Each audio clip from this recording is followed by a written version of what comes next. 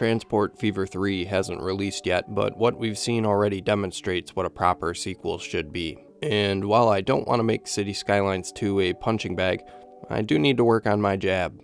Comparing these games as sequels is useful, as they made very different design choices. Instead of reinventing everything, the team at Urban Games has doubled down on building on a stable foundation and expanding systems that already worked. Urban Games describes Transport Fever 3 as being built on what works, with every system refined, every feature expanded, and every tool streamlined to deliver the most complete and rewarding experience yet. All of this relies on the game engine. Rather than switching to a new game engine, Transport Fever 3 continues using Urban Games' in-house engine that powered Transport Fever 2. This allows the developers to focus on expanding and optimizing a system that they already have years of experience using, rather than starting from scratch. Compare this to City Skylines 2, which stayed on Unity but moved to a new version, which required Colossal Order to rework core simulation and rendering systems. They spent much of the game's development and post-launch addressing technical performance rather than refining gameplay features. Still to this day, years after launch,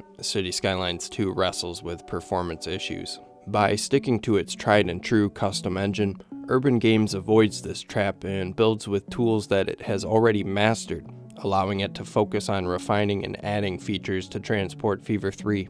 So many features have been shown across trailers and dev blogs that I'll probably miss a few, but if you like this kind of breakdown, consider subscribing. Starting with the setting, Transport Fever 3 will offer a new climate zone with 4 zones in total, each of which is composed of distinct biomes. The temperate climate offers large mountain ranges, green meadows, dense mixed forests, hilly terrain, and inland lakes. The tropical climate is composed of islands and allows you to adjust the ratio of land mass to water. The dry climate is a classic desert with hills, mesa plateaus, and some amount of lakes and rivers to be determined by the player. And the brand new climate zone, subarctic, is characterized by fjord landscapes and swamps, extensive pine forests, tundra, and mountain ranges. For each of these climate zones, Transport Fever 3 gives you more control over map generation with sliders that allow you to adjust the prevalence of biomes within the chosen climate. We're also getting a completely overhauled map generation system. The old layer-based approach has been replaced with a node-based generator and visual editor, making it easier to tweak and preview how terrain and biomes and elements like rivers or forests come together without restarting the game. This node-based map generator reminds me of trying to learn Blender,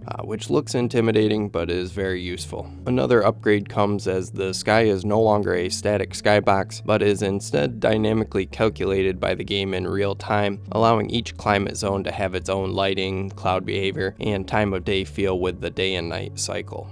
This also gives modders more control over things like sun position, haze, cloud height, and overall atmosphere. To add to the ambiance, reflective materials like water reflect the sky and surrounding environment. Transport Fever 3's map editor and flexibility directly contrasts with City Skylines 2, which did not have a map editor at launch. The improvements to the sequel go beyond visual effects and expand gameplay in meaningful ways. There are over 35 unique industries with the addition of offshore industry, which produce a total of 37 cargo types.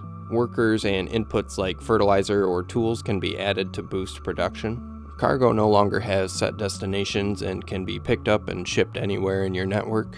There are modular warehouses, stations, and new loading modules for specific cargo types, and multi-purpose constructions like harbors with ship piers and helipads.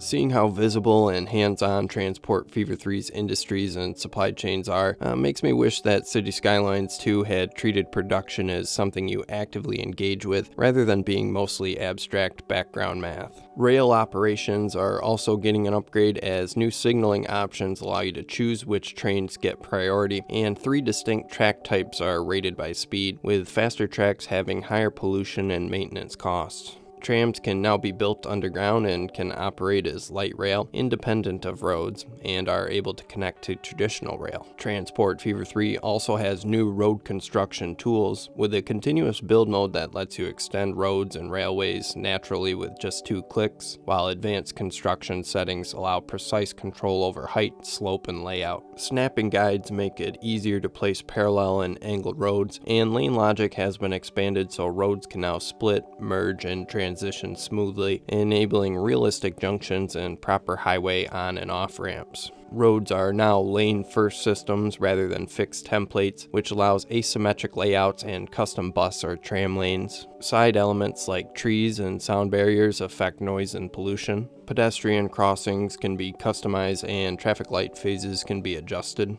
Traffic behavior has also been upgraded, as cars will now change lanes and overtake trucks if it means getting to their destination faster. Vehicle maintenance has also been given a more meaningful role, as poorly maintained vehicles will lose speed and power and produce more noise and pollution.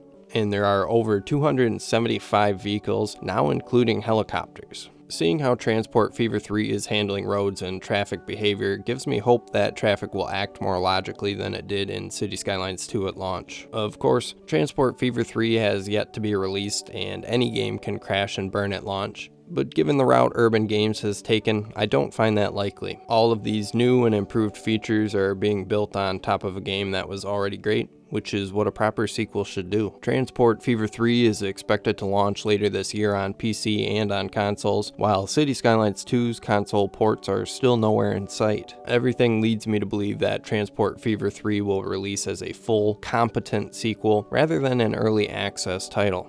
Subscribe for more. Godspeed.